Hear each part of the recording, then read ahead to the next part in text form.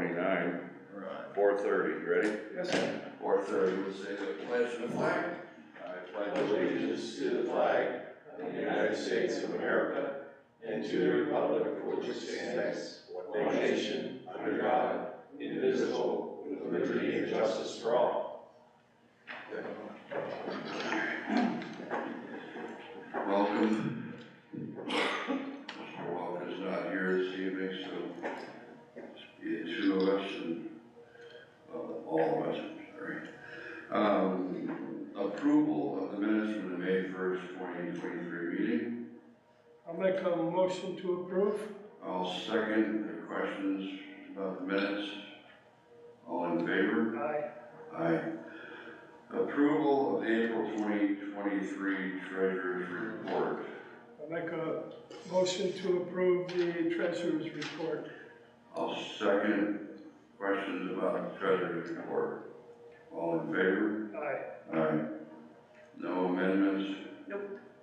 Correspondence? None. Old business? None. New business? None. Land development? All right, I'm up.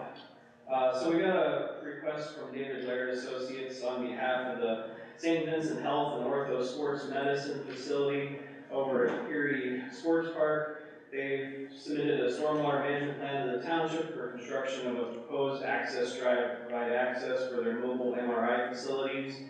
In accordance with the stormwater management ordinance, section 701B.3, the minimum horizontal distance between any stormwater holding facility and a building or structure shall be 25 feet. A modification is being submitted to allow the reduction of the horizontal separation requirements from 25 feet to 15 feet. The existing facilities on site do not contain basements and will not be impacted by the proposed stormwater management system. If the township were to grant this modification request, it would remove a hardship associated with trying to construct improvements, meaning the current stormwater management ordinance on previously developed parcel. So looking at the plan behind you, we have a underground stormwater detention system, the 3 pipes shown here, and beside it to the left is the existing soccer dome that's constructed on site. So they're 15 feet away from that, and with it being on like a slab on grade type construction, there's no basement underneath it. Typically, we try to keep separated away, so if there's any leaching from the underground stormwater into the surrounding soils, it doesn't get into the basements or the foundations of the structures, which would cause heaving and or cracking of the foundations. But in this instance, where it's basically a dome, probably just a simple footer, it's not really that big of a concern. So I reviewed their application. I don't have any reservations, so I feel that we could modify the stormwater ordinance to meet their request.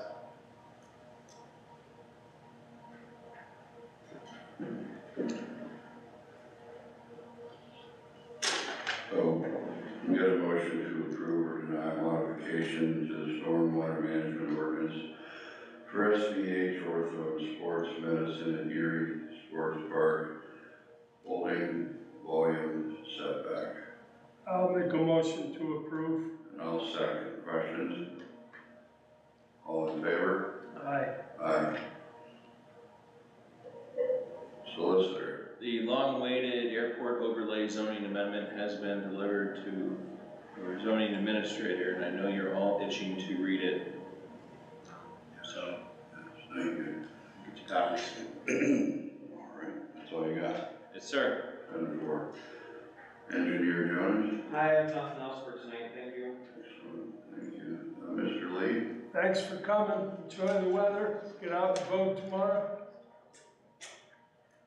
That's it. Oh, thank you.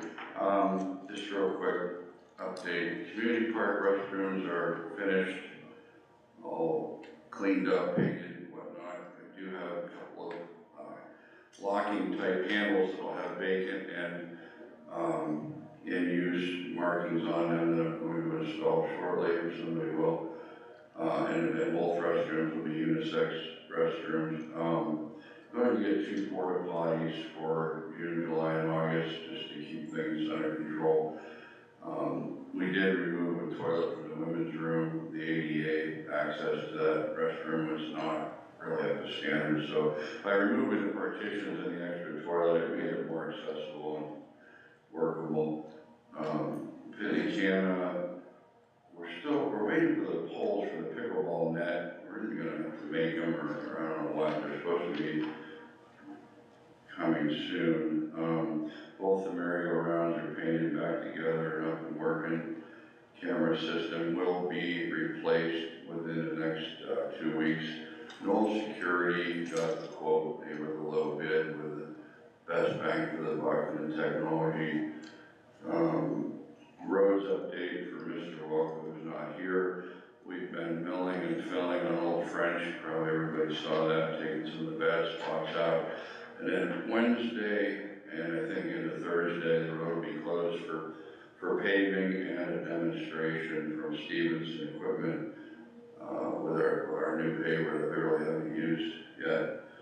So, the Old French from Town Hall to Dwelling will be paved this week, and that's about it.